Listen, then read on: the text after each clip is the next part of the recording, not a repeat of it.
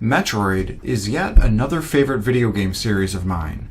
Being old, I've been playing since around the first entry came out on the NES in 1986. It features space bounty hunter Samus Aran exploring many different planetary terrains to complete various objectives, collecting items and abilities to allow further progression. While we know now that Samus is female, this was an endgame stinger featured if the player completed the game quick enough. Since then, it has been regarded as a well-known fact, although players are still treated to seeing Samus without her helmet or more revealed should they complete later games quick enough. While Samus' reveal can be seen as provocative and sexualizing, it still doesn't change the fact that she was one of video gaming's many original heroines. She is often seen as a fantastic role model, using her combined strength and intelligence to succeed and defeat her enemies while also navigating hostile environments. One game sort of undercuts this positive role model view, which is Metroid Other M on the Wii. While the gameplay isn't that great, it isn't bad either. The story is somewhat lackluster, and Samus herself is portrayed way too demure and controlled. This was not the independent bounty hunter who said goodbye to the Galactic Federation in hopes of making a better life for those in need on her own terms. Going back to gameplay, Metroid Games started out as standard 2D platforming for the first 3 entries. It then made the jump to 3D for the Prime series, while also continuing 2D for a few other entries. Beyond this, there honestly aren't that many entries. This is seen with the many large droughts between games.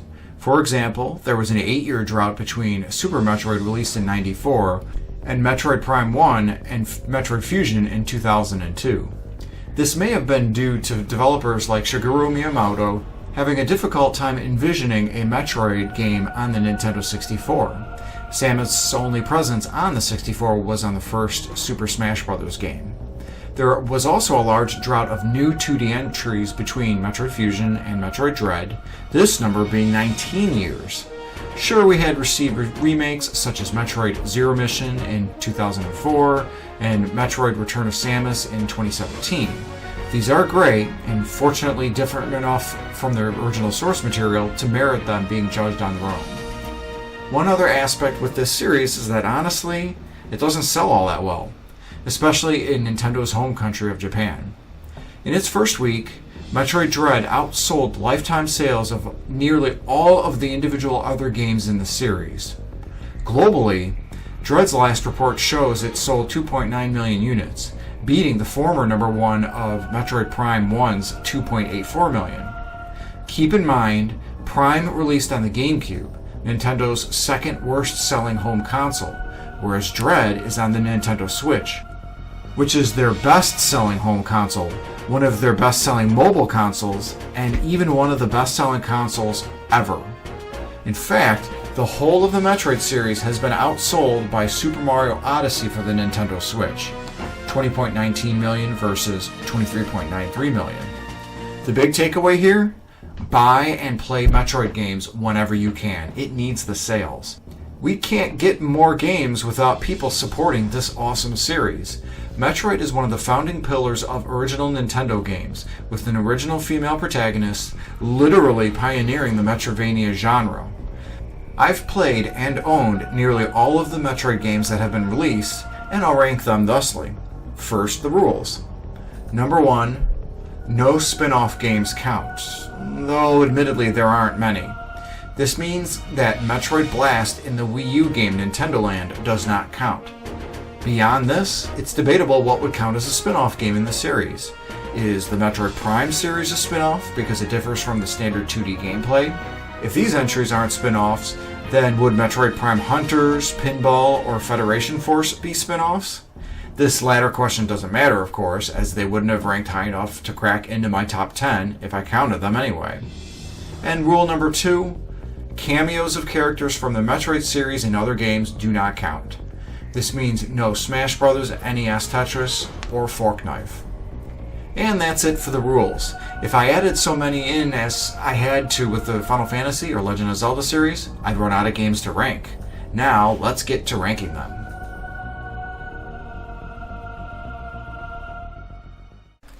Number 10, Metroid Prime 3 Corruption. We released on August 27, 2007. This game is the final entry of the trilogy for the Metroid Prime series, though of course this will continue if Metroid Prime 4 ever comes out. The enemy Dark Samus, who is a secondary antagonist in Prime 2, becomes the focal point as the series involving the substance Phazon finally plays out to its conclusion. This upgrade for Dark Samus really didn't stick with me personally. In this entry, it has the ability to use Phazon to control both enemies like the Space Pirates and allies like Samus' fellow bounty hunters. Why didn't Dark Samus just do that to begin with? Overall, the story elements for this just weren't all that great. It felt like Retro Studios, responsible for the Prime series, forced this entry into a number of boxes that just didn't fit Metroid really well. Another example of this would be the overly gimmicky use of the motion controls. This goes back to one rule in life. Just because you have the ability to do something doesn't mean that you should. I hated being relegated to motion control via the Wiimote and Nunchuck. Now I have to complete inane tasks like pulling the Wiimote, turning my wrist, and then pushing it in to activate switches. Yes, I know this is all for the sake of immersion, but motion controls overall feel forced, and I personally hate that. There's also some annoying linear progression in the beginning of the game, though thankfully exploration wins out as Samus is allowed to explore not one, but 3 worlds and more via her spaceship. But don't worry, these multiple worlds aren't as big as single worlds Samus usually spends her entire entries on normally. Because of the controls, Samus now has the ability to both aim and shoot as well as move at the same time, something that wasn't possible in Prime 1 and 2 on the Gamecube. Motion-controlled variants of these first 2 games got ported for the Wii, also playable on the Wii U, though again, I still feel these are annoying to deal with. I would have much preferred controls where Samus can aim with the right joystick and move with the left like Halo had pioneered the FPS genre with. Even though this is on the next system after what Prime 1 and 2 released on, I also didn't think the graphics were really improved upon that much. Then again, Prime 1 and 2's graphics were pinnacles upon their release at that time. And finally, the music has some good themes to it, such as the World of Brio and the theme that plays during the fight against Rundus. Number 9. Metroid.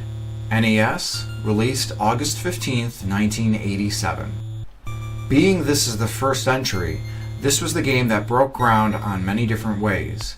One of the first female protagonists, one of the earliest Metroidvanias, and one of the initial games to use a password system are just a few of the many ways this was a pioneer for its time.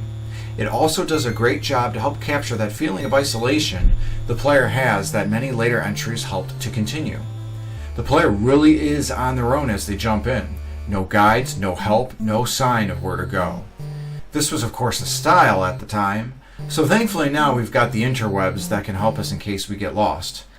We see Samus Aran, space bounty hunter, on the planet Zebes to stop the evil space pirates from taking advantage of energy-sucking creatures called Metroids.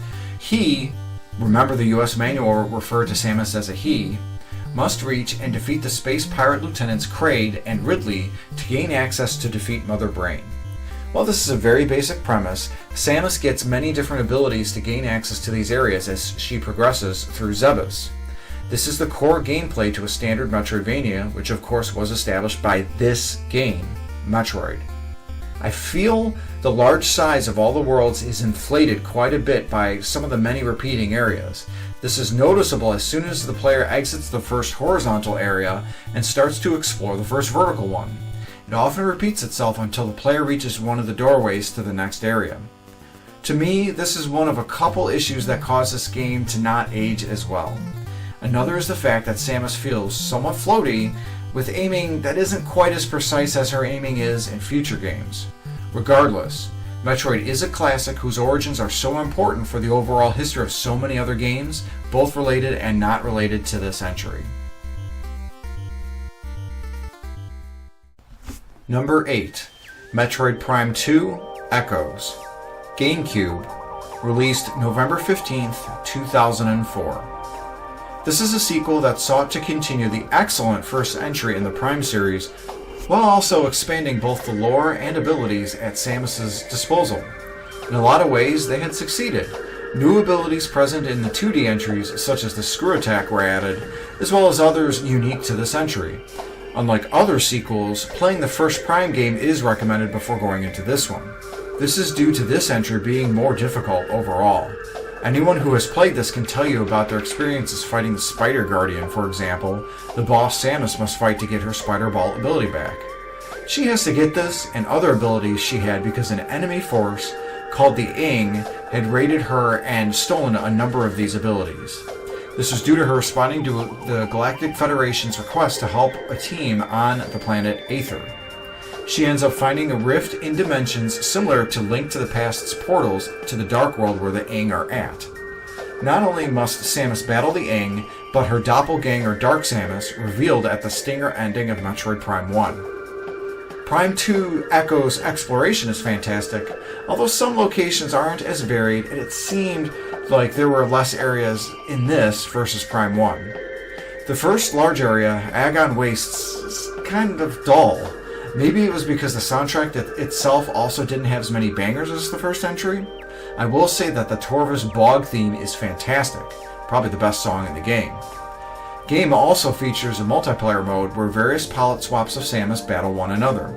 It's a fun diversion, though I couldn't find anyone that would want to play this with me locally. It didn't help that Halo 2 on the Xbox released a week before this game and was the far superior FPS, especially in multiplayer. Number 7. Metroid Samus Returns 3DS, September 15th, 2017. The reveal of this game marked a great day. Not only did this mean we were getting a 2D Metroid game, Metroid Prime 4 was also announced. For Metroid fans, we'll take whatever scraps we can get. Okay, maybe not. It's a shame that this entry didn't sell all too well because at its heart it is a pretty decent game. This entry is a 2.5D remake of the Game Boy entry of Metroid 2. That entry will not appear on this list because the Metroid hunting can get a bit tedious after a while since while there's 40 Metroids in it, there's really only 4 varieties, save the additional ones that pop up on the radar at the end, and Queen Metroid. Metroid Samus Returns beautifully expands everything. The gameplay featuring Samus controlling smoother than ever, the abilities, especially with the new Aeon system, the soundtrack with more than just 6 tracks that the original had, and especially the exploration. My problem with this entry, number 1, is the fact that this is on the 3DS. It released 6 months after the Switch came out. Instead of taking advantage of this newer system's abilities, we got stuck with this great entry on the inferior 3DS, especially that annoying circle joystick. The local flora and fauna in the game's world also appear to absolutely hate Samus being in their environment. I say this because they take every opportunity to attack and or fly at Samus. This most likely was a decision by the developers to ensure the players taking advantage of the new counter mechanic. I personally had a harder time nailing the sweet spot of the counter, which unfortunately resulted in what I felt were a larger number of deaths than what I would have normally had in a Metroid game without it. Finally, the last boss isn't Queen Metroid like in the original game, it's Ridley. I felt this battle against Ridley was completely unnecessary for the overall story and gameplay. It does show the baby Metroid helping to defend Samus, establishing behavior important in the next game of the series, and it also shows Ridley in his Proteus form, which is one between his Meta Ridley from the Prime series and standard forms. This also firmly establishes that Metroid 2 took place after Prime numbers 1 through 3, but we knew all that already.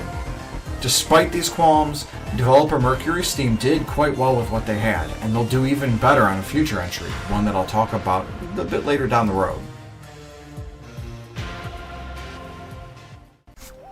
Number 6. Metroid 2 AM2R PC, released August 6, 2016.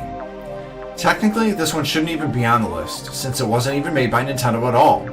It was made by Milton Guasti, aka Dr. M64, all on his own, and released on the Metroid series' 30th anniversary. It, too, is a remake of Metroid 2 for the Game Boy. Instead of the 2.5D aesthetic of Metroid Samus Returns, AM2R uses the pixelated aesthetics from the Game Boy Advance games, though it expands the resolution from the GBA's tiny screen. Despite this being a fan-made game, players would have a hard time distinguishing this from 2D fare made by Nintendo-sanctioned studios.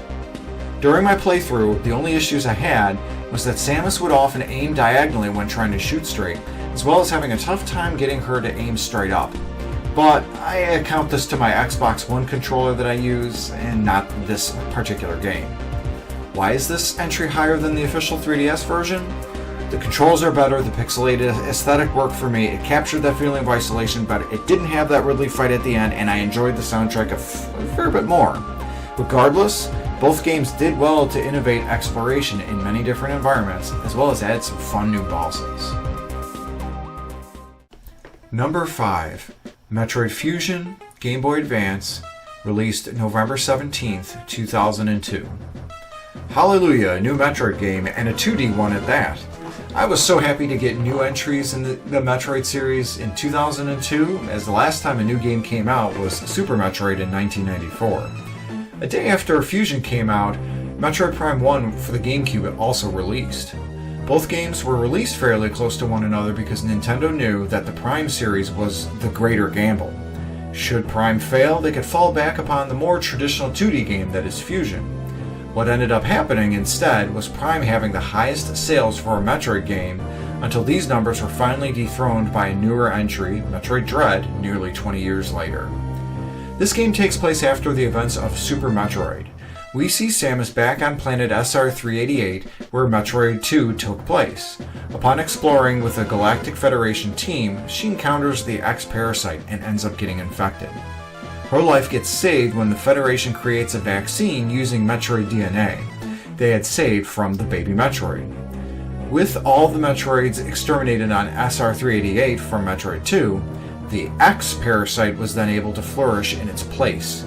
Now with Metroid DNA in tow, Samus is not only resistant to X, she can absorb them to replenish health and supplies. Samus must now follow orders from an AI system as she works to contain the X-Parasites on the BSL research station, all while being pursued by the X conglomeration of her former power suit, the SA-X. This entry is by far the most linear of all the games in the series. This puts a damper greatly on the isolationist aspects of the gameplay that Metroid games overall are known for. This is a good entry for new Metroid players in this way so that they don't get lost, but it also makes it feel like baby's first Metroid for series veterans regarding overall exploration. The physics also feel slightly different from Super Metroid, the previous game in the series. Samus does feel a bit tighter, though she moves a little slower, and wall jumps don't allow free-form climbing like they did in Super Metroid. This latter point most likely helped to keep the player less able to sequence break, though veteran players of this game have found their own techniques in the game to do so. The linearity does allow for some added urgency at times driving the story forward.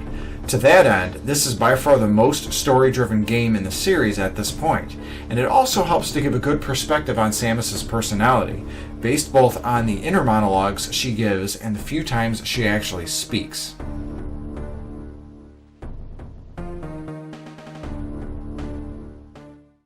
Number 4. Metroid Zero Mission, Game Boy Advance, released February 9th, 2004. This is a 16-bit type remake of the original NES Metroid. Any of the issues that the original NES entry had are either fixed, gone, or improved upon greatly. One such issue was the repeating vertical halls. This remake corrects this by making each of them unique, peppered with interesting secrets. In the NES original, Samus felt a bit floaty with aiming, sometimes being a little tricky, but this too is corrected immensely in Zero Mission. Samus controls tighter than ever, with aiming that feels fluid and fantastic. This game also corrects a lot of issues I had with Metroid Fusion too. It severely toned down the linearity. Samus looked more like herself versus her sprite in Fusion looking sort of hunched over, and it really captured that isolationist feeling that Metroid games are known for. We're essentially looking at the same plot as the NES Metroid, though there are some really cool comic book-based cutaway scenes as Samus explores planet Zebes. It also adds some additional bosses that somehow manage to avoid feeling like content filler or stuffing to inflate the game size. Even with this, I was surprised at the ending when I was expecting to see Samus escape after her final battle with Mother Brain, only for her own ship to get shot down, losing her power suit, and having to infiltrate the space pirate mothership in only her Zero suit. Now, I'm not normally a fan of stealth in games, and I'm still not even after this game, but it handled this section decently, although additional guidance as where to go would have been a bit more helpful. Of course, this is a Metroid game, and if I would have expected my hand to be held, well, I'm obviously playing the wrong game. The soundtrack has some great updated versions of all the tracks from the original NES entry. Kraid's Lair is hands down the best track in this game. Competing for it, though, is revamped Brinstar remix that plays when Samus gets her power suit back in the late game. She gets supercharged with all the items she found and couldn't use before, all the while she's plowing through the enemies that had been hunting her only so shortly before. This was my number 3 entry up until 2021, when the first new 2D entry in nearly 2 decades released, taking Zero Mission's place. Number 3. Metroid Dread, Switch, released October 8th, 2021. Mercury Steam, the crew that made the 3DS remake of Metroid 2, worked with the original designer of the first NES entry, Yoshio Sakamoto, to make this entry. Instead of going back to the well for another remake, a Super Metroid remake was heavily rumored before this game was announced, they adapted a 17-plus-year-old game concept that had been in the works, Metroid Dread. What was supposed to have been the 5th game in the series adapted to the Nintendo DS is now this fully fledged entry on the Nintendo Switch. Where Sakamoto felt the DS failed in terms of power and scope for what he wanted this story and game to be, the Switch absolutely excelled. I have only 2 issues with this game. The first is that some bosses make use of countering mandatory to proceed with the fight via QTEs, QuickTime Events. If the player fails a QTE, they cannot continue to damage the boss at all until it presents an opportunity for Samus to counter again. My only other issue lies with the music. I felt the music was a little too ambient instead of being more melodic with recognizable themes for each of the unique areas, like in other Metroid games. They also brought Kraid back into this entry. Why would they bypass the chance to play a remix version of his Layers theme from the first entry? Felt this was a wasted opportunity. Also, while this game had some more linearity compared to other games, what with all the check-ins with the AI like in Fusion, it in no way put so many hard stops on gameplay like Fusion. Going back to the story, we see Samus journey to planet ZDR as video captured of the X-Parasite is sent to her from ZDR itself. Upon arrival, Samus is accosted by a live Chozo warrior, later identified as Ravenbeak. He nearly kills Samus, though for an unknown reason she is spared and finds herself in the depths of the planet. Rather than having to dive deeper into a planet like in other entries, Samus must find her way up and out to the surface where her ship is. Exploration is back to being the name of the game, with Samus controlling smoother than ever. As she finds more abilities, more buttons end up being taken up by these, though it rarely gets confusing. The only other game I can think of where Samus controls better would be Super Metroid, though thinking this is probably fueled by my own nostalgia with it alone. Countering is rarely required and feels more like a bonus ability than a requirement like in the 3DS Metroid 2 remake. These are especially satisfying to pull off against bosses, which they themselves are extremely tough yet satisfying to beat. Funny enough, each of them has a cheese method of beating them really easily, though finding these methods is harder in some than in others. The last boss, Ravenbeak himself, is by far the hardest battle that I've ever experienced in a Metroid game. Beating him unlocks one of the most badass looking suits for Samus and one hell of an ending, rivaling that of Super Metroid. Once I beat this game, I almost felt cheated. Getting such an awesome Metroid game after so many years made me yearn for all the potential great 2D games we could have had between Fusion and Dread.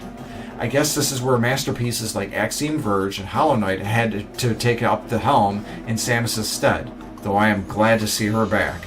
Hopefully it won't be another 19 years for her next 2D entry. Number 2. Metroid Prime, Gamecube. Released November 18th, 2002. Releasing a day after Metroid Fusion, this was Samus' triumphant return to the home console scene after 8 years. This also featured the first time Samus was in a 3D game.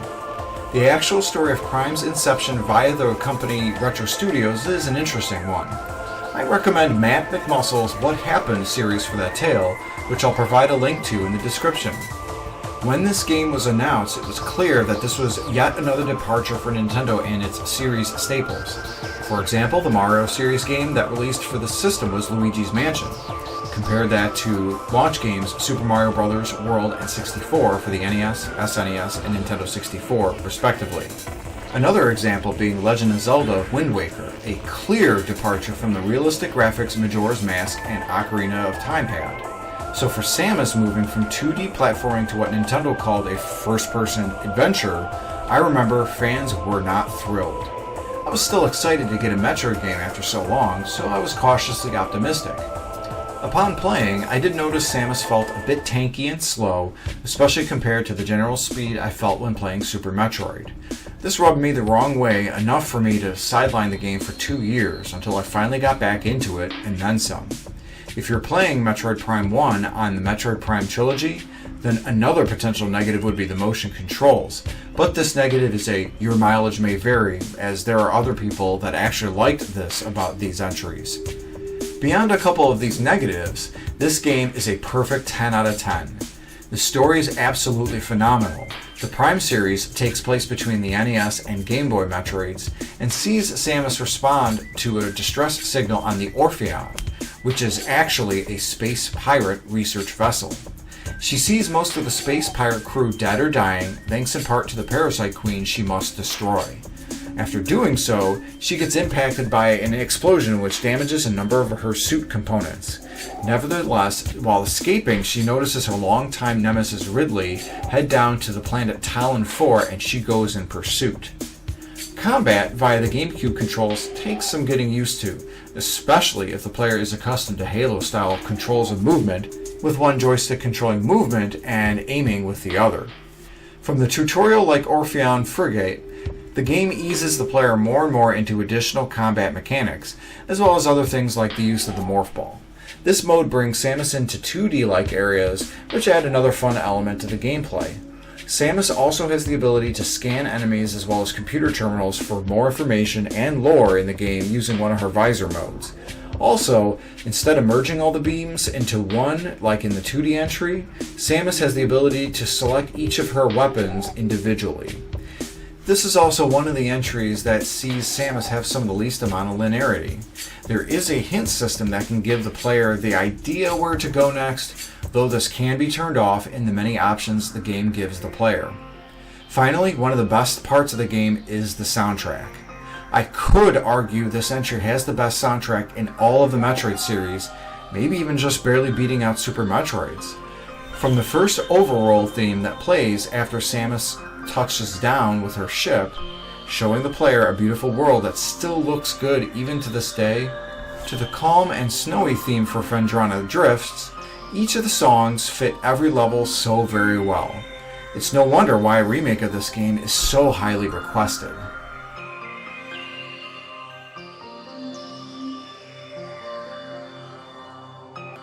Number 1. Super Metroid, SNES, released April 18th, 1994. Okay, whether driven by nostalgia or not, I can't think of a single negative with this game.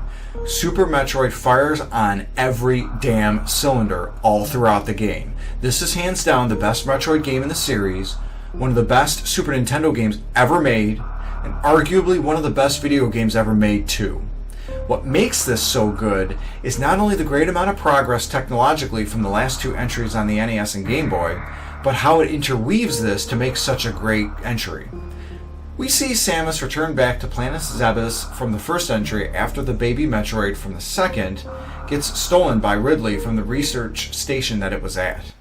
There's a bit of nostalgia when Samus finds herself treading through the areas she had escaped in the first entry, as well as where the first entry began. Samus is on her quest to find and resecure the baby, while progressing through the many different areas on Zebes. These include the verdant greens of Brinstar, the boiling lavas of Norfair, and the wrecked ship, which Zero Mission had retconned to be the space pirate mothership from that game.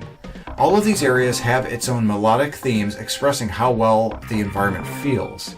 For example, there's a foreboding theme that plays right before Samus enters the boss room. The area in Norfair Depths where Ridley resides gives its own sense of dread, owing to both the literally hellish environment and knowing the final showdown against Ridley is coming.